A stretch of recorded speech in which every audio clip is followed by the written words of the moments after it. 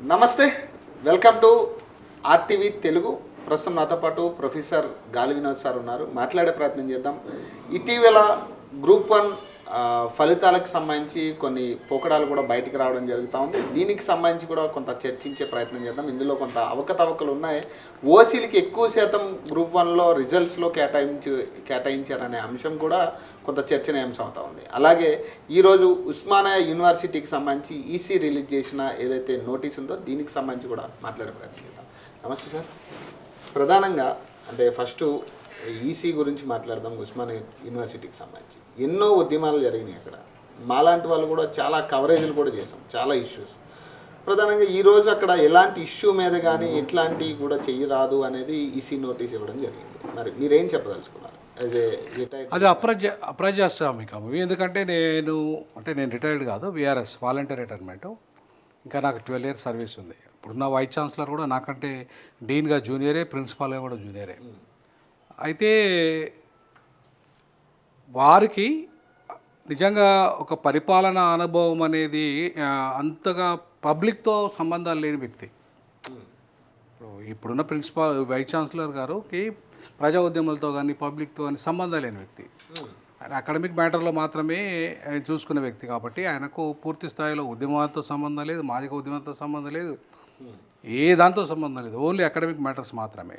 కాబట్టి ఆయనకు ఉస్మానియాలో జరుగుతున్న పోరాట చరిత్ర, ఆ విషయాల పట్ల పెద్దగా అవగాహన ఉన్నట్టుగా నాకైతే అనిపించదు. ఇక రెండో విషయానికి వస్తే, ఇప్పుడు అంత పెద్ద ఉద్యమం నడుస్తున్నప్పుడే, అంత పెద్ద భారీ ఉద్యమం, తెలంగాణ ఉద్యమం నడుస్తున్నప్పుడే, ఉమ్మడి ప్రభుత్వం ఉన్నప్పుడే ఇట్లాంటి ఆంక్షలు ఎక్కడ విధించలేదు. మేము ప్రత్యక్ష సాక్షులం దానికి. తర్వాత అకాడమిక్ వాతావరణం కూడా ఎక్కడ కూడా చెడిపోలే.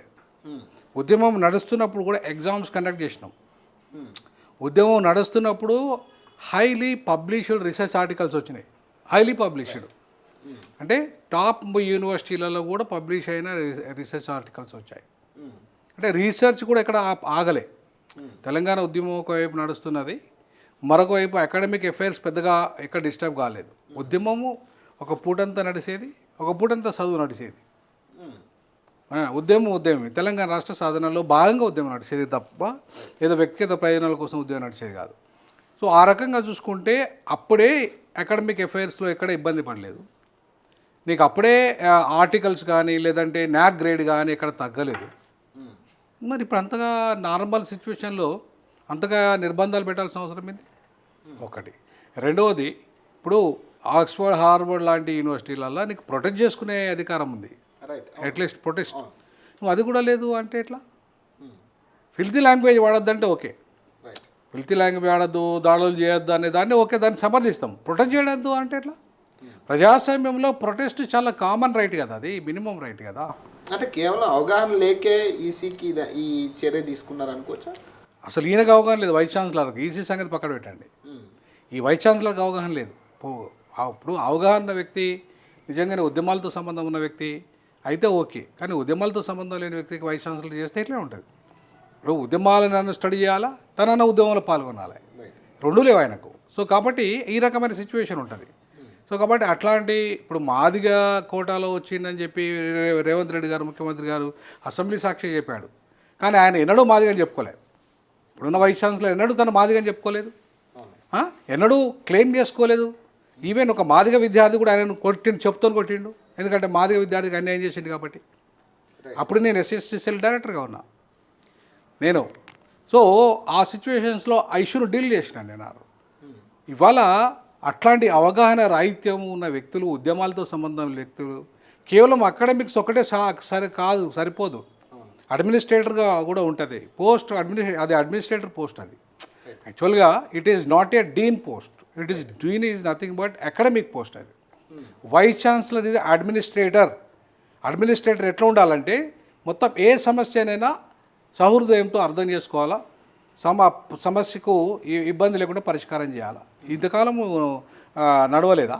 100 ఏళ్ళకు పైగా చరిత్ర ఉన్న ఉస్మానియా చరిత్రలో ఇంతకాలం వైస్ ఛాన్సలర్సే పనిచేయలేదా? ఈయన కొత్తగా వచ్చిండా వైస్ ఛాన్సలర్గా? ఇంతకాలం ఉద్యమాలు లేవా? భారీ తెలంగాణ సాయుధ రైతాంగ పోరాటం జరిగింది, తెలంగాణ తొలిదశ ఉద్యమం జరిగింది, మలిదశ ఉద్యమం జరుగుతుంది, జాతీయవాద ఉద్యమాలు జరిగాయి, దళిత ఉద్యమాలు జరిగాయి, అనేక రకాల ఉద్యమాల కేంద్రం. ఇలా కొత్తగా ఉద్యమం ఆపమంటే అవుతుందా? ఇదేమైనా ప్రైవేట్ ఇన్స్టిట్యూషనా? ఇదేమైనా ప్రైవేట్ విశ్వవిద్యాలయమా? కదా, కాదు కదా. ఇది it is public institutions. Public ఇన్స్టిట్యూషన్లో protest is very common right, constitutional right also, not only common right, it is a constitutional right. బేసిక్గా ఉద్యమం స్టార్ట్ అయ్యేదే ఈ ఓయి నుంచి కదా. అంతే కదా. మరి అటువంటిప్పుడు నువ్వు ఆయనతో కామన్ సెన్స్ లేకుండా నువ్వు నిర్ణయాలు తీసుకుంటే ఏంటి దాని అర్థం? కాబట్టి ఇప్పటిదాకా ఇక్కడ కూడా ముఖ్య నేతలు కావచ్చు, ముఖ్య నాయకులు ఓయి నుంచి వెళ్ళిన వాళ్ళు కూడా ఎవరు దాని మీద స్పందించినట్టుగా ఇప్పటిదాకా తెలియట్లేదు. ఒక కేటీఆర్ దాని మీద అయితే ట్వీట్ చేసిన తప్పితే అందరూ ట్వీట్ చేశారు, అందరూ దాని మీద కొంత స్పందన ఉంది. ఇప్పుడు సోషల్ మీడియాలో అయితే అప్పుడు దీని వరకు స్పందన ఉంది. ఈవెన్ కమ్యూనిస్ట్ పార్టీలు అట్లే స్పందించాయి, కేటీఆర్ స్పందించాడు, ఈవెన్ లెఫ్ట్ ఉద్యమాలు స్పందించాయి. సో ఇవన్నీ కూడా విద్యార్థి సంఘాలన్నీ స్పందించాయి. సో కాబట్టి స్పందన అనేది ఉంది. కాకపోతే అధికార పార్టీ స్పందించకపోతే స్పందించినట్టు కాదు. అధికార పార్టీ స్పందించకపోతే ఏదో ఒక యాక్షన్ అయితే ఉండాలి కదా ఖచ్చితంగా. నిన్నటి నుంచి వరుసగా అక్కడ మళ్ళీ ఇప్పుడు ఒక ఉద్యమ రూపం కనపడతా ఉంది. అక్కడ ఎక్కడికక్కడ అరెస్టులు, లేకపోతే ప్రొటెస్టులు, రకరకాల అంశాలు. మరి దీని మీద కనీసం అధికార పార్టీ ఎక్కడో వచ్చాడు ఒక ప్రెస్ మీట్ అయినా పెట్టాలి కదా. నేనేమంటున్నానంటే అధికార పార్టీ ఇవాళ రేవంత్ రెడ్డి గారికి ఇది అప్రతిష్ట చేయడం అని, ప్రభుత్వము రాగానే ఈ రకమైన అంటే ఒకవైపు నీ సెక్రటరియట్ ముంగట, నీ ప్రజాభవన్ ముంగట గేట్లు ఎత్తేసినాము, లేకపోతే కంచెలు తొలగించినామని చెప్పి నువ్వు ఇక్కడ కంచెలు వేస్తే ఎట్లా? నోరు మీస్తే ఎట్లా? నీ ప్రభుత్వమే కదా ఇది. It is a part of your administration కదా. నువ్వు ఇప్పుడు నీ మంత్రి కూడా, విద్యాశాఖ మంత్రి ఎవరున్నారు? ఆయనే కదా విద్యాశాఖ మంత్రి. మరి ఒక ముఖ్యమంత్రి బాధ్యత వహించాలి కదా. నీ విద్యాశాఖలో ఉస్మానియా, ఇప్పుడు నీకు అత్యంత పెద్ద యూనివర్సిటీ ఎక్కడ తెలంగాణలో అంటే ఉస్మానియానే కదా. మరి అట్లా అక్కడ ఫెయిల్యూర్ జరుగుతుంటే అర్థమైంది అంటే నువ్వు బాధ్యత వహించాలి కదా. ముఖ్యమంత్రి గారు దీని మీద స్పందించాలి, బాధ్యత వహించాలి. ఖచ్చితంగా దీన్ని ఇమీడియట్లీ ఆ నిర్బంధానికి సంబంధించిన ఏదైతే ఆ సర్క్యులర్ తీసుకొచ్చాడో అది చట్టవిరుద్ధము, అది రాజ్యాంగ వ్యతిరేకం. కాకపోతే కొన్ని పెట్టుకోను ఏంది, నలుగురు మాత్రమే రావాలి వైస్ ఛాన్సలర్ రూమ్కు, ఇంతకంటే ఎక్కువ లీడర్లు రావద్దు. తర్వాత ప్రొటెస్టు అది ప్రజాస్వామ్యబద్ధంగా ఉండాలి, అంతేగాని వచ్చి ఇష్టం ఉన్నట్టుగా ఫిల్తీ లాంగ్వేజ్ వాడద్దు, దాడులు చేయొద్దు, ఇట్లాంటివి పెట్టుకో. ప్రజాస్వామ్య వ్యవస్థలో ఎక్కడ కూడా నియంతృత్వాన్ని సమర్థించే ప్రశ్నే లేదండి. అరెస్ట్ చేసే పరిస్థితి కనపడుతుంది. అరెస్టులు ఎంతకాలం చేస్తారు? కాదండి, అరెస్టులు ఎంతకాలం చేయగలుగుతాడు? ఇప్పుడు రేవంత్ రెడ్డి ఉద్యమంలో, తెలంగాణ ఉద్యమంలో గోడ దునికి వచ్చాడు. ఇదే రేవంత్ రెడ్డి. మరి ఇదే రేవంత్ రెడ్డి గోడలు దునికి వచ్చినప్పుడు అది మరి ఇల్లీగల్ కాదా? అవునా కదా. మరి వాళ్ళు న్యాయమైన పోరాటం చేస్తే ఇల్లీగల్ అవుతుందా? న్యాయమైన ప్రొటెక్ట్ చేస్తే ఇల్లీగల్ అవుతుందా? అన్యాయమైన వ్యవహారాలు చేస్తే ఇల్లీగల్ అవుతుంది. నువ్వు గోడల దునికి వచ్చినప్పుడు ఇల్లీగల్ కానప్పుడు వాళ్ళు విద్యార్థి ఉద్యమాలు అనేక రకాల ప్రొటెక్ట్ చేస్తారు. వాళ్ళు ఒక రకమైన ఇప్పుడు పిల్లలు వాళ్ళ పద్ధతులు చేస్తారు. కాబట్టి దానికి ప్రొసీజర్ పెట్టు. నువ్వు ఈ పద్ధతిలో మీరు చేయండి, ప్రొటెక్ట్ చేసుకోండి, ఈ పద్ధతిలో ప్రెస్ మీట్లు పెట్టుకోండి, ఈ పద్ధతిలో మీరు ర్యాలీలు చేసుకోండి. ఈ ధర్నా చౌక్ లాగానే ఒక సెంటర్ పెట్టినావు ఆల్రెడీ. గతంలో వైస్ ఛాన్సలర్ ఉన్నప్పుడే పెట్టాడు, ప్రెస్ మీట్ పెట్టడానికి కానీ ధర్నా చేయడానికి కానీ పెట్టావు. అదే సెంటర్లో అనుమతి వాళ్ళకు. అవును, అంతేగాని మొత్తంగా అసలే అనుమతి వాయిసే మాట్లాడద్దు, మీరు అసలు మాట్లాడద్దు అంటే ఏంటంటాడు? అంటే వ్యతిరేకత వస్తే బాగోదు అనే దాని మీద ఇదంతా అనుకోవచ్చు. అంటే ఇది బేసిక్గా మొన్న రేవంత్ రెడ్డి గారు కూడా అసెంబ్లీ సాక్షిగా ఒక మాట అన్నారు. ఏమని? జర్నలిస్టుల విషయంలో కావచ్చు, లేదా ఎవరైనా కానీ మాకు వ్యతిరేకంగా మాట్లాడితే న్యాయబద్ధంగానే వదిలిపెట్టేది లేదని చెప్పి నేను అవును, వ్యతిరేకత ఎట్లయితుంది అండి? ఇప్పుడు నా హక్కు గురించి మాట్లాడితే నీకు వ్యతిరేకత ఎట్లయితుంది? ఇప్పుడు నువ్వు ఇంత తిన్నావు, అంత తిన్నావు, లంగ పనులు చేసిన, దొంగ పనులు చేస్తానంటే వ్యతిరేకత అవుతుంది. కానీ అవునా కదా, నా హక్కు గురించి మాట్లాడే అధికారం నాకు రాజ్యాంగం ఇచ్చింది కదా. అటువంటిప్పుడు అది వ్యతిరేకత ఎట్లయితుంది? నీకు వ్యతిరేకత అయితే కావచ్చు కాక, కాబట్టి నా రాజ్యాంగం.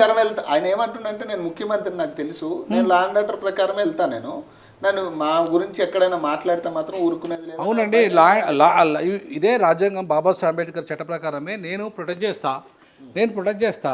నాకు ఇదే రాజ్యాంగం కల్పించింది ప్రొటెక్ట్ చేయడము. మరి ఇది నేరం ఎట్లయితుంది? ఇది నేరం ఎట్లయితుంది? నీకు న్యాయమైనప్పుడు నాకు న్యాయమైంది. ఇప్పుడు నీ ప్రభుత్వంలో నీ మీద అన్యాయంగా ఎవరైనా మాట్లాడితే నువ్వు ఊరుకోను అన్నప్పుడు, ఇప్పుడు మాకు అన్యాయం జరిగినప్పుడు మేము మాట్లాడే హక్కు మాకు లేదా? కానీ అదే పరిస్థితి కనపడుతుంది కదా తెలంగాణలో. ఎక్కడ ప్రొటెక్ట్ చేసినా కనీసం ఎవరు మాట్లాడినా కూడా విద్యార్థుల దగ్గర నుంచి అది తప్పండి. ఎవరైనా ఇప్పుడు ప్రభుత్వంలో వచ్చేంత వరకు నువ్వు విద్యార్థుల వైపు ఉండి వాళ్ళకు అనుకూలంగా మాట్లాడి ఇప్పుడు నేను వ్యతిరేకిస్తా అంటే నడవదు. అది రేవంత్ రెడ్డి కాదు, ఇంకెవరైనా సార్, రాహుల్ గాంధీ కూడా అంతే. నేను అట్లాంటి అక్కడ దాకా ఎందుకు? ఇదే రాహుల్ గాంధీని ఉస్మానియాకు రావద్దంటే రావాలని చెప్పేసి నేను అన్నాను, ప్రతిపక్ష నాయకుడు అయినా ఓ ప్రతిపక్ష నాయకుడు ఉస్మానియా తెలంగాణ ఇచ్చిన పార్టీ అది, ఇచ్చిన పార్టీ వచ్చి మాట్లాడుకుంటే తప్పేందని ఇదే కేసీఆర్ మీద నేను కౌంటర్ ఇచ్చాను. అవును. మరి అప్పుడు నాకు నోటీసులు ఇచ్చారు, నన్ను సస్పెండ్ చేస్తా అన్నారు. నేను భయపడలే, ప్రొటెక్ట్ చేశాను నేను. లీగల్ ఫైట్ కూడా చేస్తా అని చెప్పాను. లీగల్ ఫైట్ చేస్తానని మీరు సస్పెండ్ చేస్తే మిమ్మల్ని బాధ్యులు చేస్తా అని చెప్పాను. అంటే ప్రజాస్వామ్యంలో ప్రశ్నించే హక్కు లేకపోతే ఇంకెక్కడ ఉంటుంది? సో ఇదే రాహుల్ గాంధీ రావాలని, ఉస్మానియాకి రావాలని కొట్లాడింది ఎవరు? విద్యార్థులే కదా. అవును. ఇదే రాహుల్ గాంధీ కోసం చేసినప్పుడు మరి ఇదే రేవంత్ రెడ్డి దాన్ని అనుచేస్తానంటే ఎట్లా? కాంగ్రెస్ పార్టీ గురించి కూడా కొట్లాడిన వ్యక్తి కదా.